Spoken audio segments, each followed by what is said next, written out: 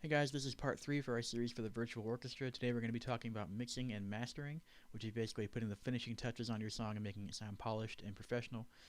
So hopefully if you haven't watched part 1 and part 2 yet, check out the links in the description for that. And then at the end you'll get to hear the entire song. Let's get into it.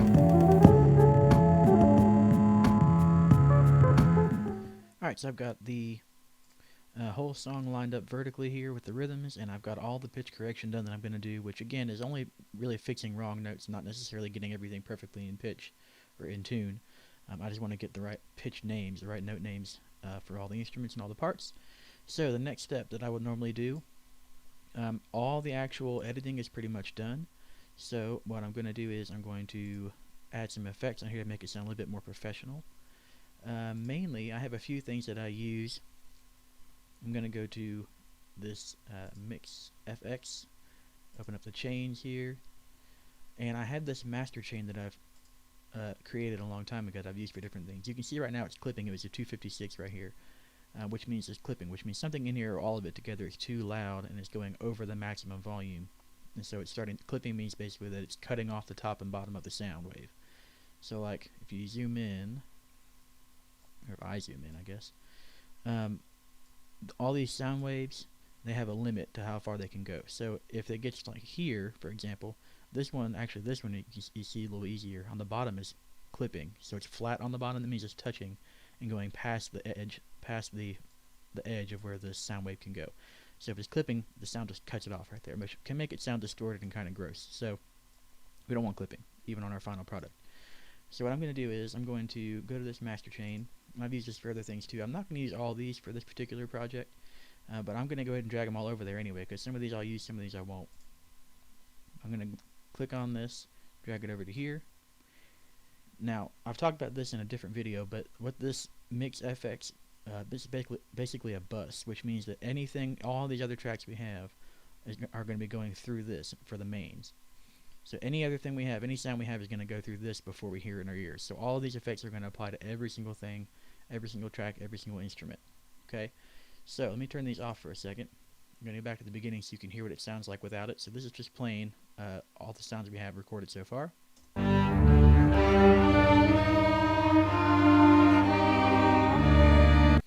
Not too bad. This is with everything on, and again, I'm probably not going to use all these. I usually don't for something like this, but I'll use a few. Here's with everything on.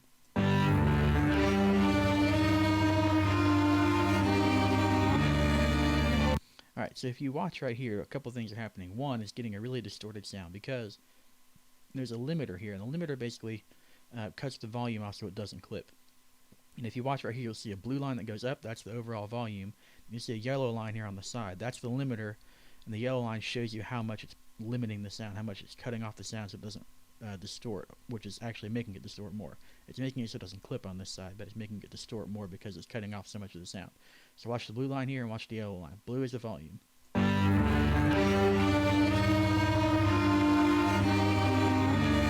if I open up just the limiter, I can show you this even more. You can watch up here. You can watch here, the yellow line will be here. You can see how much it actually moves and how much it takes off.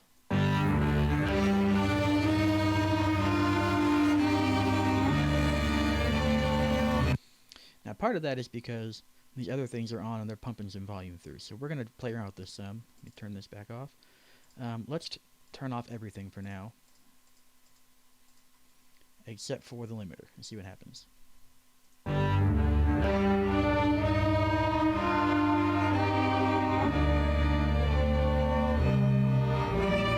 So you can hear the volume every now and then just ducks down really fast. We are going to adjust this a little bit. Just the limiter for right now.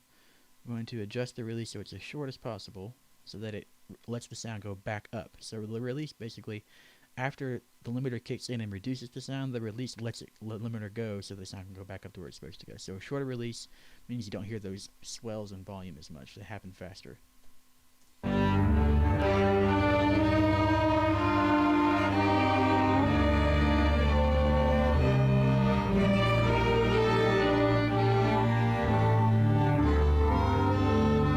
I'm going to adjust some of this other stuff over here.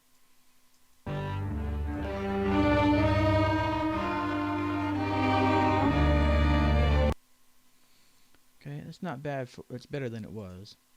Let's do a little bit more here. We can actually decrease the total volume. So let's do that. Let's highlight everything. I could just lower the main volume on here, but I want to keep this where it is for right now. Or not on here, but on the main. But I want to keep that where it is for right now. So I'm going to select everything so everything changes at the same time. And I'm going to lower the volume a little bit. That way everything, whatever the volume is at, stays the same in relation to everything else.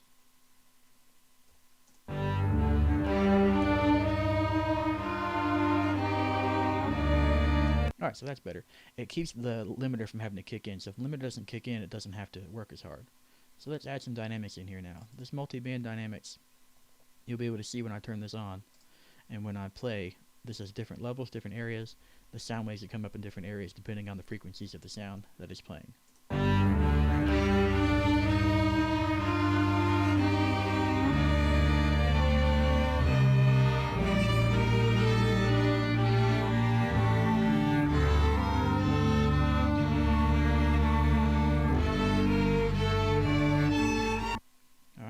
Not bad at all. Let's look at the saturator here. There it goes. The saturator just gives a little bit more sound in certain parts. It kind of opens up different frequencies, different parts of the harmonic. You can see it has harmonics right here. It also enables you to clip the sound so it doesn't go past a certain level. We're going to turn that off right now because we're using a limiter. So let's see here what this saturator does.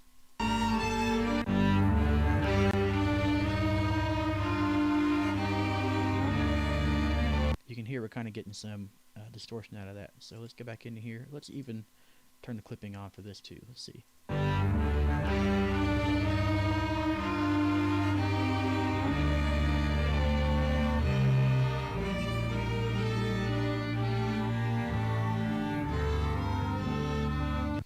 actually not going to use the saturator for this one. I'm going to go ahead and remove it. I use it for if I record things like guitar and bass, like more pop or rock setups. But for this, since the orchestra instruments has such a live tone anyway, I'm not going to add the saturator. Let's see the EQs here. I have two different EQs. They do slightly different things. That one looks like that, so it has a little bit of a boost to the low end, a little bit of a boost to the high end. This one cuts off all the really low end, so this is beyond the frequency that we would normally hear anyway. So this one cuts off all the low rumbly sounds below the actual bass notes themselves. So we may not use both of these, we might change them a little bit. So let's see. Here's with just the first one on.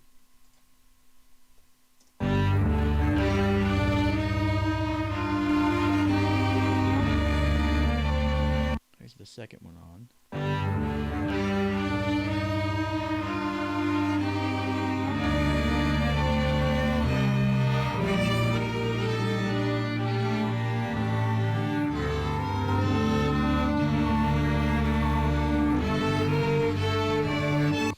Change this a little bit. I'm going to go to instruments. I'm going to make it doesn't have a it does have a string setting. Let's try the string and see what it does.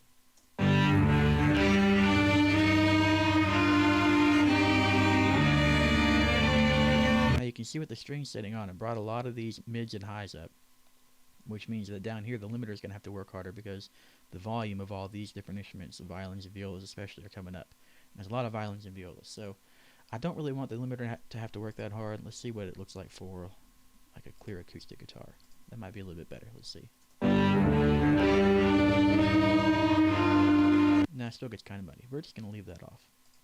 Keep this one on, cut out the super low frequencies that we don't need.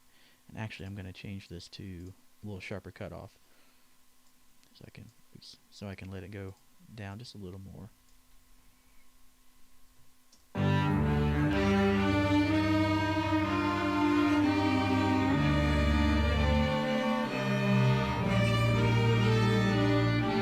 You can see up here with the curve, it kind of drops off right here. So I'm actually going to add one here too. And I'm going to add a sharp curve there.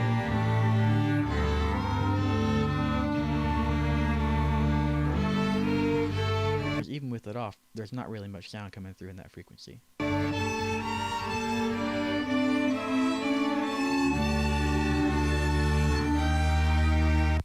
Alright, that's pretty good.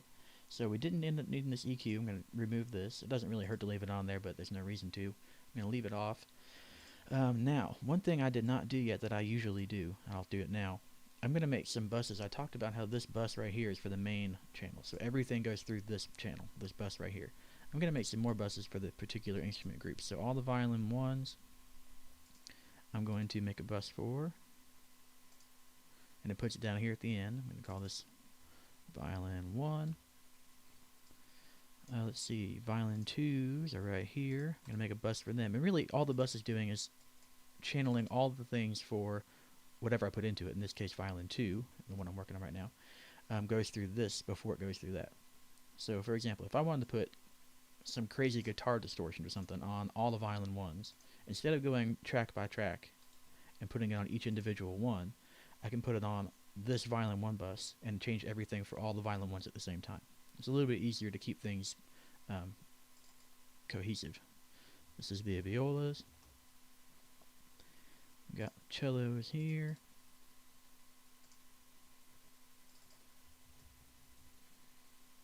And the basses.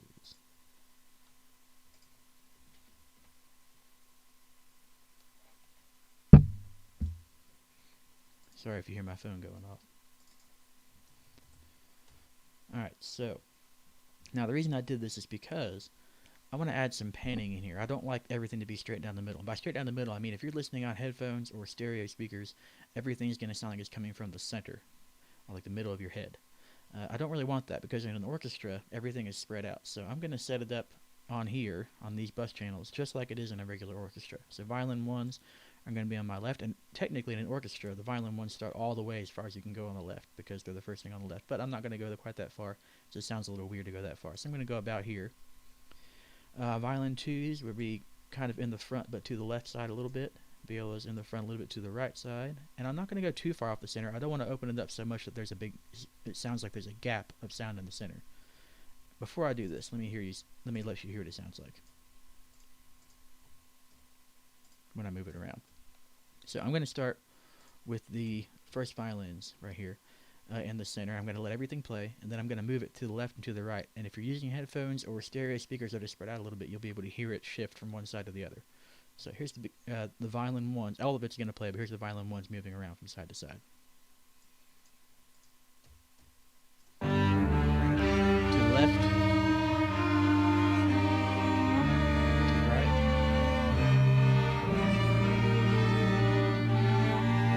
Here's about what I'm going to put.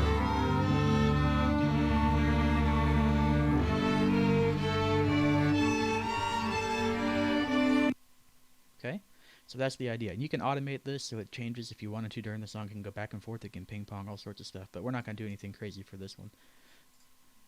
Let's see. So violin 2s, a little bit off to the left, kind of in front of the conductor. So about here-ish. We can adjust this later if we want to. Viola's kind of the same thing, but on the right side. So I'm going to make it about the same. 25 close enough.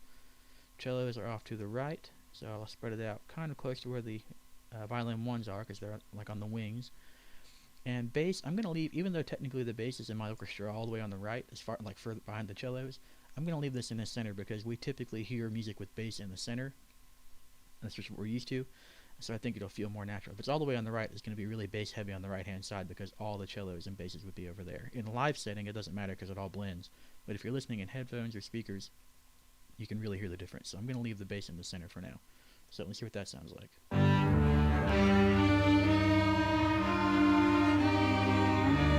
Alright, so right away I can tell I don't like that as much because there's too much discrepancy in where they're coming from, so I'm going to adjust these.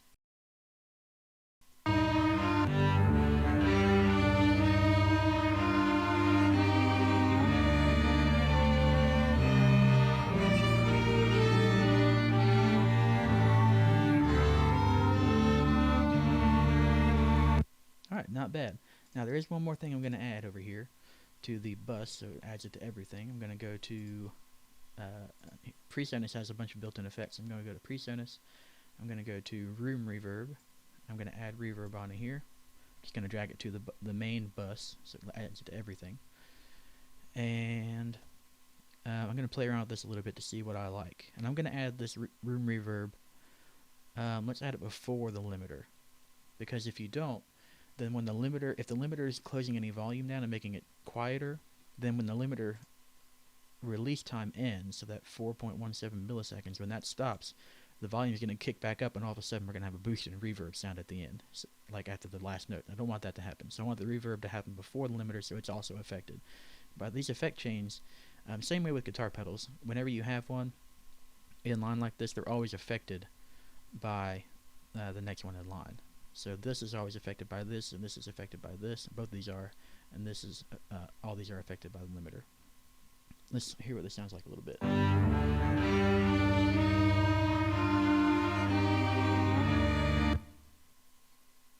Okay, I like a little bit longer. I want to hear the reverb at the end. Actually, I tell you what, let's go to the end of the song. It's a little easier to hear. I'm going to close this for a second.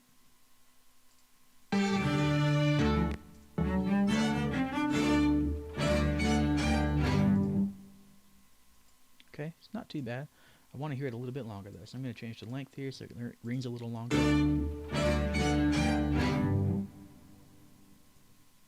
little bit less.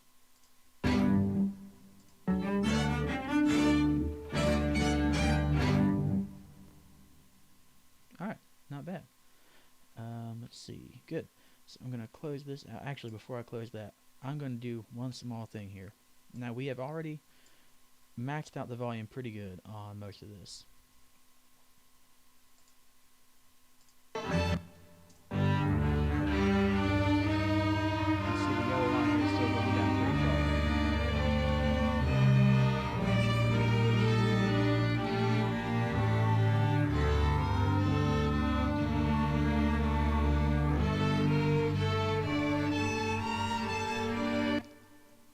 Okay, so I'm going to take these, whoops, I'm going to take these buses, and since they represent all the different channels we have, I'm going to boost those a little bit.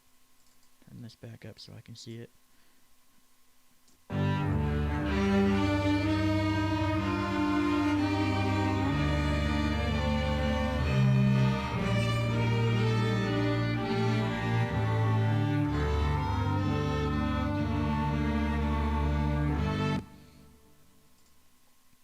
Alright. Now, the very last thing I'm going to do, I like how all this sounds. I'm going to go through with the bus channels that are down here, and this is another advantage of doing it through buses instead of doing each individual channel. I'm going to go through and add some automation on these volumes, because there's a lot of times when the violin 1s come up and the violin 2s go down, or that kind of thing. So there's some like interplay between the voices. So I'm going to go through here and add volume automation for all these. So I'm going to right click on the volume knob, add automation volume. It says V1, and this is the automation panel here. Automation is showing on here. I'm going to do the same thing for all 5 of these, and it's making a different channel for all 5, which is fine.